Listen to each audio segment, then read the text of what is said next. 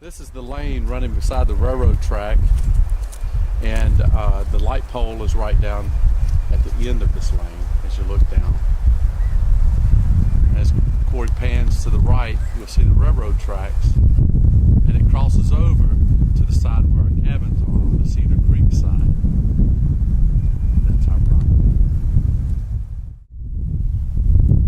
In the far distance, you can see the red dirt road with the white sign. That's the bridge over Cedar Creek. Coming back toward the camera is the light pole I referred to a while ago. And on the left and the right is our property. And as you can see, the switch box number 7404 is on our property. Corey's going to pan right back towards Cedar Creek.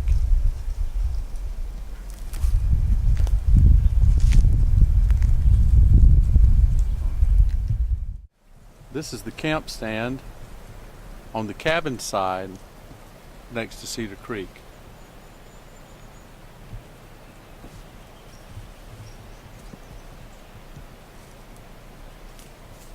Just to the right, as you can see, is a hedge and a wood start. And just through those woods is Cedar Creek. I mean, it's right on the edge. We're on the edge of the Cedar Creek.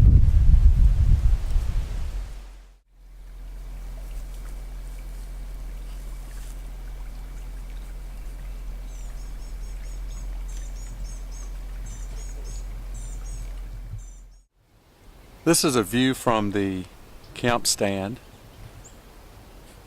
Directly to the left on the edge is the creek. It is bordering the creek, the whole food plot.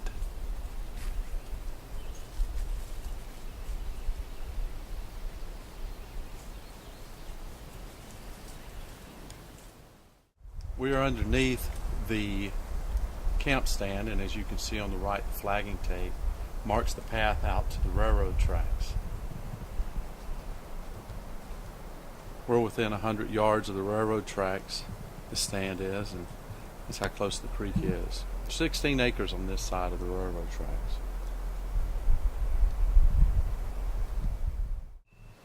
You're looking down the railroad track toward the west. We're at the eastern point of our property on the railroad track. That's the switch box 7404. Bends, goes around the corner, see the power pole, and to the bridge. To the right is the northern side of our property, which we call the lower side, the Cedar Creek side, the camp cabin side. You can see the stake right there and the yellow mark on the tree behind the flagging tape stake. This is the very corner of our property. As Corey pans and goes to the southern part of our property, it rises to the hill, and we have a lane cut right through the woods.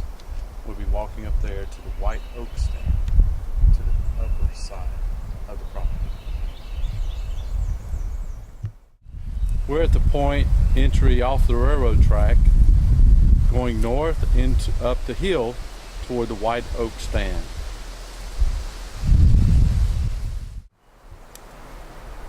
This is the entrance we're up in the entrance of Cedar Creek Hunt Club at the white oak stand. You can see in the distance a V-shaped tree. That's the white oak tree.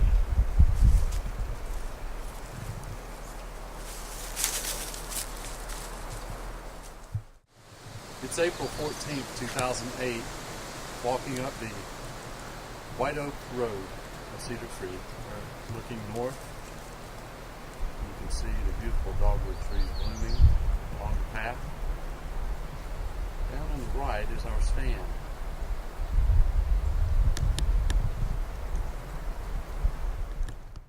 This is a pan of the southeast side, northeast side to the southeast side up the hill of the white oak stand.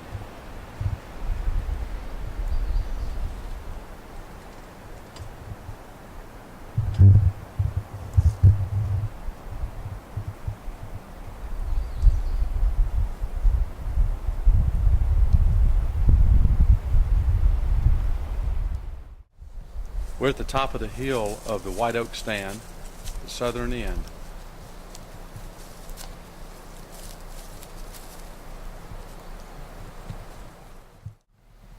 We're at the north, going to north, up to the hill stand.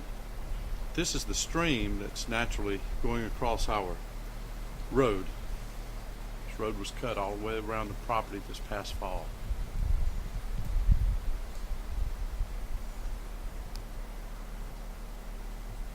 This is a big deer crossing right here.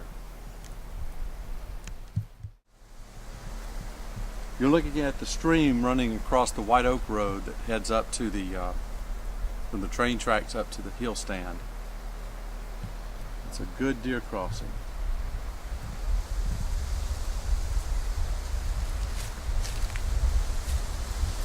Matter of fact, this past season, 2007, I sat right here up against this tree and watched 6 deer cross right there. Not with Rudy though, I mean, he wasn't here. You get it. You're looking north down toward the White Oak stand. I was sitting beyond that limb that's in the road. We are at the southeast corner, inside southeast corner of our property, and Corey is panning to the food plot and toward the condo stand.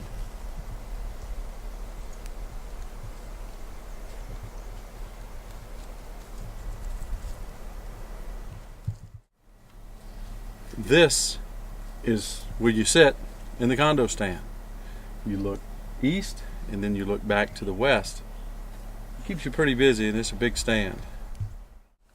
As you can see, Corey and I are both up in the stand. Well, you can put about 4 people in this stand. It's big enough. It has a roof. And again, looking back west, just on the other side of that fallen shrub was where the first deer was killed on Cedar Creek Hunt Club back this fall 2007 by the Most Reverend Joe Sims.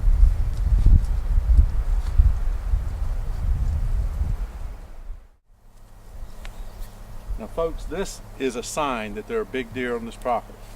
You see these 2 fallen trees and the path behind it? Those horns on that deer were so wide that he had to knock both trees over to get over here. That's a big deer now. That's the area where I shot the first one. Y'all remember that. We're about 100 yards west of the condo stand. This is the way you enter in. Again, did I tell you the first buck was killed over there by that bush? By Reverend Joe Sims, the Most Reverend Joe Sims. All right, you're looking east toward the entrance of the condo stand, around that corner at the end, where it seems like it ends. You turn left to go to the condo stand.